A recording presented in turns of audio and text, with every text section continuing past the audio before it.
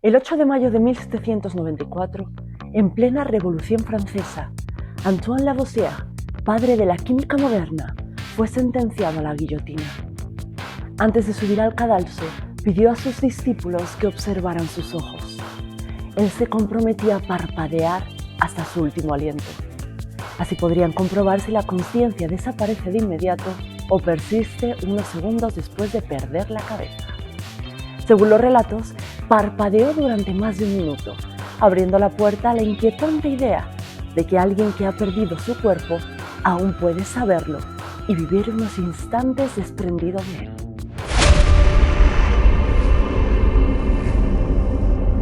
Hola, futuro fósil. Octubre. Pues empezamos potentes con este tema, altamente censurable. Así que vamos a tener que dar un par de avisos parroquiales para que no esté yo todo el vídeo pi, pi, pi, pi. En vez de decapitación,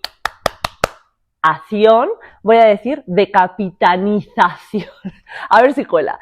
Bueno, la guillotina nació durante la Revolución Francesa con la promesa de ser un método para acabar con la vida rápido, igualitario y humano.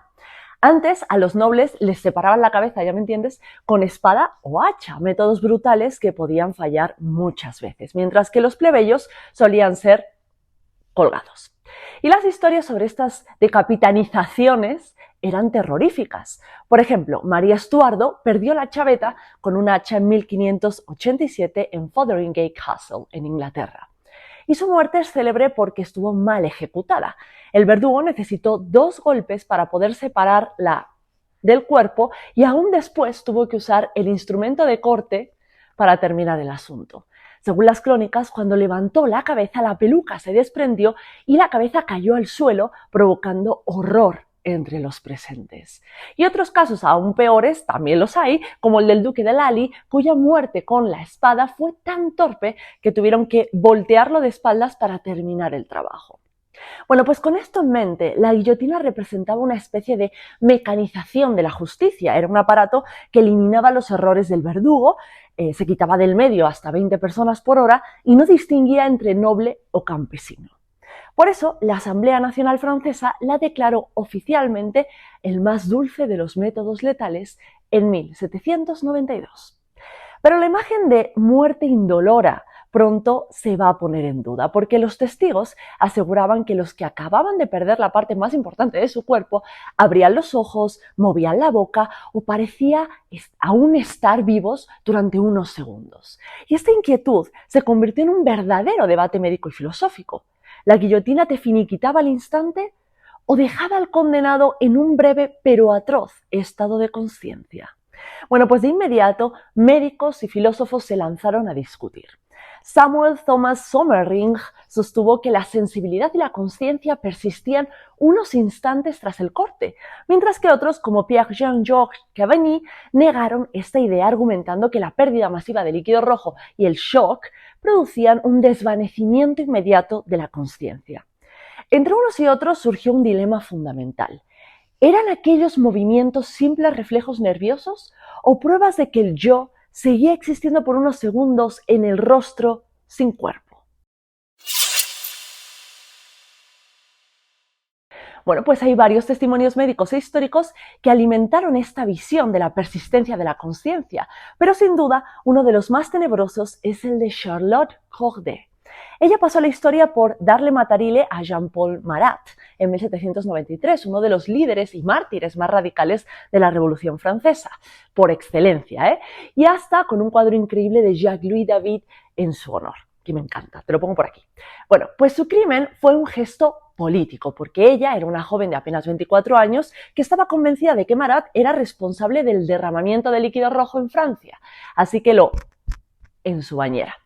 No hubo clemencia. Fue arrestada de inmediato, juzgada y condenada a la guillotina. Su final, ocurrido el 17 de julio de 1793, no fue realmente un acto privado, porque, pues como era costumbre en París, fue un espectáculo ultra mega público. Y fue allí donde nació una de estas leyendas, que son de las más célebres sobre la supuesta conciencia después de la decapitanización, porque Corday sube al cadalso, apoya su cabeza, respira, la multitud la insulta y clama, y la cuchilla baja. La cabeza cae al cesto y el verdugo la levanta para mostrársela a la gente. Y es entonces cuando ocurre algo insólito, porque un asistente del verdugo, o según otras versiones, un espectador, le da una bofetada en el rostro. Y la reacción descrita por los testigos fue estremecedora, porque el rostro de Charlotte se ruborizó, como si hubiese sentido indignación ante la humillación sufrida. La escena fue interpretada entonces como una prueba de que la cabeza seguía consciente. Y el público creyó que Corday estaba viva y vivió durante unos segundos más, sonrojándose de vergüenza o de ira. Aquella impresión caló hondo en la imaginación popular, reforzando la idea de que las víctimas de la guillotina experimentaban un momento de lúcida agonía después de ser decapitaneadas. Pero espera, que quizá a Charlotte no la conoces, pero a que sí conoces a Ana Bolena. Bueno, si bien ella estuvo lejos de estar cerca de una guillotina, también corrió con la misma suerte de perder su cabeza, esta vez porque su marido se cansó de ella. Y sí, aquí también hay un hecho terrorífico que ocurre en su final decapitaneada. Y es que se dice que su boca seguía moviéndose en un último intento de hablar.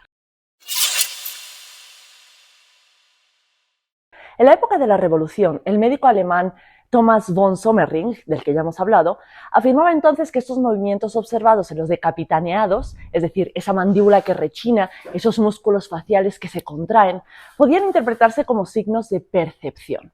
Incluso especuló que si aún pasara aire por la tráquea, las cabezas podrían seguir hablando. Más tarde llegó a calcular que la fuerza vital de una cabeza podía mantenerse hasta 15 minutos después de la decapitanización, basándose en el calor retenido en el órgano.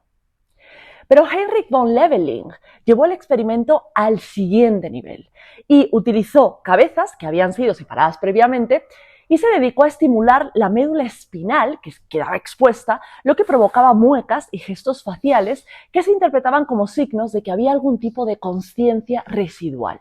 Y también durante la Revolución, Jean-Joseph Sue se apoyó en ejemplos de animales como pollos o mariposas que siguen moviéndose tras perder esa cabeza para argumentar que los humanos también podían mantener la consciencia brevemente, pero tortuosamente a la vez. Incluso llegó a afirmar que aunque durase solo unos segundos, para la persona que lo sufría, la verdad es que debía ser un error incalculablemente largo. Como alternativa defendía que métodos como el meter al reo en el mar y que no volviese podrían ser menos crueles que la propia guillotina. Claro, pero debes saber que ya antes del propio uso de esta máquina había gente interesada en este tema de si las cabezas sienten o viven un rato más después de desprenderse de los cuerpos. Y es que en 1791 se hicieron experimentos eléctricos por parte de médicos alemanes que consistían en aplicar descargas a estas cabezas separadas y observaban muecas grotescas, lo cual reforzó este temor de la conciencia. Bueno, pues pasan los siglos y en pleno siglo XX seguimos con esta pregunta trascendental, porque en los años 50 los doctores Fournier y Piedelièvre reportaron a la Academia Francesa de Medicina que tras la decapitanización todo lo vital sobrevivía por un tiempo y lo describían como un verdadero horror.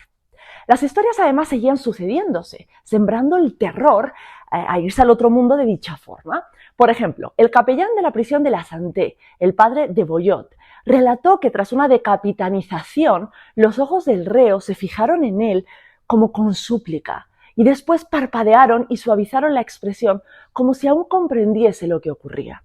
Es decir, que todas estas anécdotas e informes médicos alimentaban la idea de que la guillotina, en vez de ser ese método rápido y humano que prometía el Estado, podía ser en realidad algo consciente y atroz.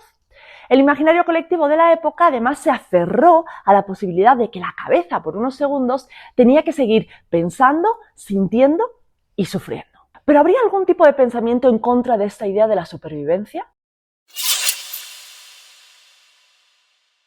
Abundan anécdotas de estas cabezas que parecen vivir unos segundos, pero muchos médicos y científicos se lo preguntan si en realidad pasa y han defendido la postura contraria, que la conciencia se pierde casi de manera inmediata.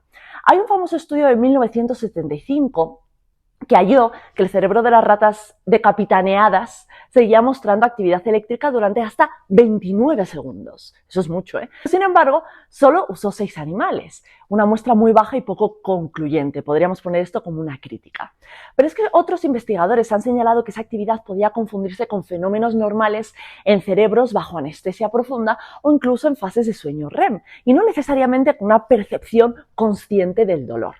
Y por eso han hecho otros estudios con lo que se llaman los EEG y los BVEP. Cuando los científicos quieren saber si un cerebro sigue funcionando, no solo miran si hay electricidad, esa actividad general, lo que se mide con el electroencefalograma, sino que también quieren observar si este cerebro responde a estímulos. Y ahí entra el VEP, que sería el potencial evocado visual, que básicamente es ver si el cerebro reacciona cuando recibe un estímulo visual como un destello de luz.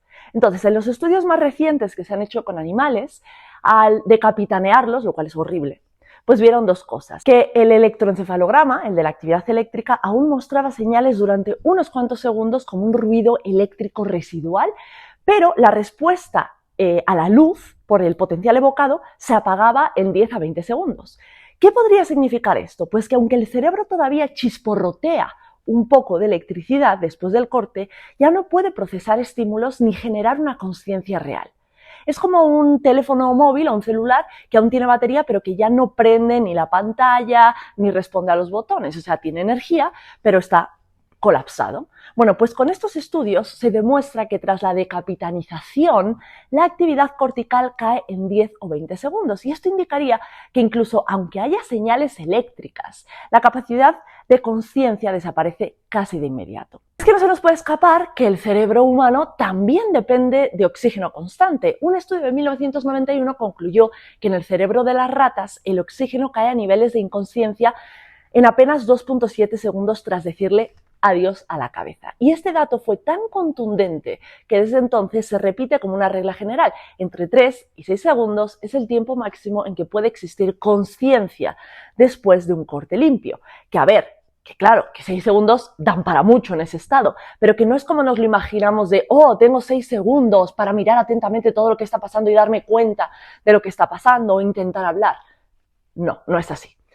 Ahora, en el siglo XX se llegó a la conclusión de que pese a las dudas iniciales, la decapitanización puede considerarse un método humanitario, porque la pérdida de conciencia entonces es prácticamente inmediata, lo que va a contradecir esta visión de los médicos revolucionarios como Sommering o Su, que pensaban en largos minutos de agonía consciente.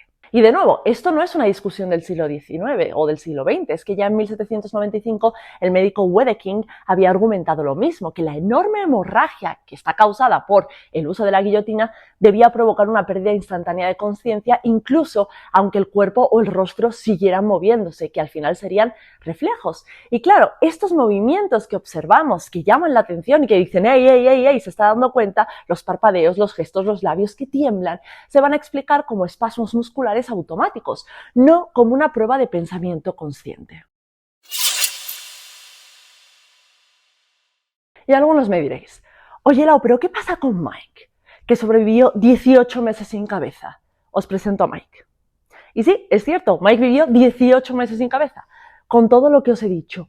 ¿Cómo es posible? Pues porque aquí pasaron cosas interesantes. Vamos a ver, cuando cortaron a Mike, este corte atravesó el tronco cerebral de tal manera que logró mantener intactas partes importantísimas del sistema nervioso central que estaban encargadas de controlar las funciones básicas del cuerpo. ¿Pero por qué no perdió todo el líquido rojo? Pues eso es muy buena pregunta. Es lo que debería haber pasado, de hecho, pero da la casualidad de que tenía un coágulo que estaba de tal manera colocado que impedía que perdiese todo ese líquido vital. Y todo esto además va a tener un trasfondo filosófico, del que podemos ver a simple vista. Porque para lo que para muchos hoy sería simplemente morbo, pues en realidad habría un debate muy interesante sobre el alma. Porque cuando Sommering habla del tormento que pasa a los condenados cuando pierden la cabeza y siguen teniendo conciencia, también está discutiendo que la guillotina funcionase entonces como ese mismo tormento, pero ya no tanto físico, sino un tormento del alma. Has sido malo, este es tu castigo, ¿no? Y se apoyaría también en la idea de Joseph Sue sobre el sufrimiento de la cabeza cuando es cortada. Pero Cavani, el fisiólogo, va a criticar esta postura y va a decir que el yo no reside solo en un órgano, sino en la armonía del organismo. Así que cuando cortas ese órgano, desaparece el yo. ¿No os parece interesante? A mí sí me lo parece, la verdad.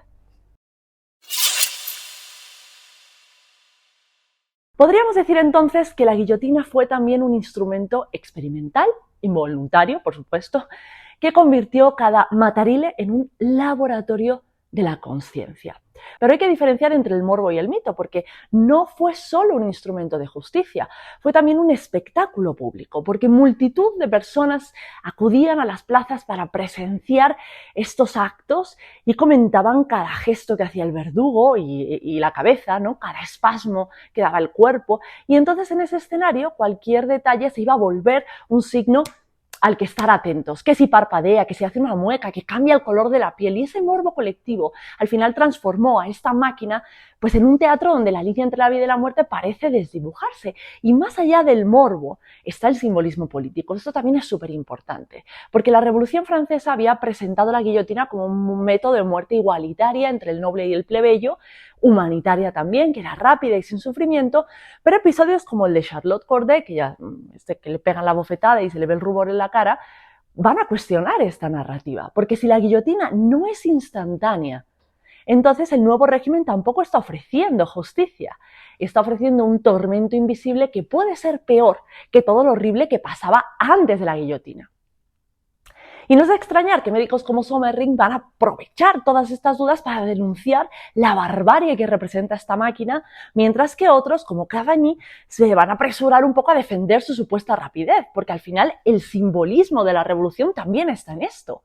Y con el tiempo va a ser que la literatura, el mito, lo que van a mantener viva esta creencia, porque las crónicas, los periódicos, los panfletos van a repetir estas historias de cabezas que abren los ojos, que miran, que responden, y ya en el siglo XIX y en el siglo XX pues la prensa y el cine van a retomar estas ideas y van a alimentar lo que hoy conocemos como el neuromito de la decapitanización. Sin embargo, la ciencia queda en un segundo plano. ¿Por qué? Porque hasta hace relativamente poco todos estos testimonios y experimentos siempre se presentaban un poco frágiles y contradictorios. Y porque no es tan morboso como decir que sí existen estas cabezas. Entonces, al final los datos médicos no importan, lo que importa es los parpadeos, el relato de los verdugos, de los espectadores. Así que el mito sobrevivió porque respondía a algo más profundo que cualquier hecho objetivo. De ahí que hoy también tengamos esas teorías de la conspiración. Pesa más el horror humano de pensar que uno podría seguir consciente en el umbral de la muerte que ver los hechos fácticos de que esto no es posible. Poco más. Nos vemos en la próxima semana. Futuro Fósil. También se viene un vídeo muy interesante que no te puedes perder. Chao.